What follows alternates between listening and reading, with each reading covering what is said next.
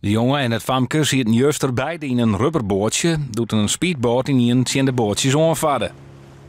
Het wie al wel, wat wie al donker. En het wie een speedbootje natuurlijk wel verlicht. En het wie een rubberbootje, daar zit geen verlichting op. Ja, en die hebben elkaar net zo. Nou ja, en eroverheen, ja. Omwenners jedden een soort leven, doet het ongeluk badden. Ik jedden ze dat jongeren razen om help. De eigenaar van een restaurant had eerste help aanbieden doet de jongeren bij hem aankwamen.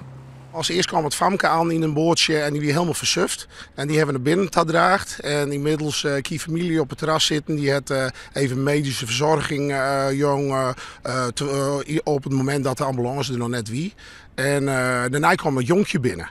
En dat hier weer eens net in strog. En ik toevallig twee koks, waarvan Ian en ik nog eens een keer bij de reddingsbrigade zit. En die hebben dat jonkje hier dan weer opvong. En die is in het bootje beland totdat de ambulance erbij was, zou ik maar zeggen. Ja, want waarom moest die jongen in de boot blijven? Nou, hier enorm les van de regen. Waar hier en ik het idee dat er wat brutsen hebt.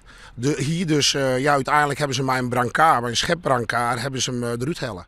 De politie onderzoekt de taatdracht van het ongeluk en zocht of de verdachte onder invloed wie.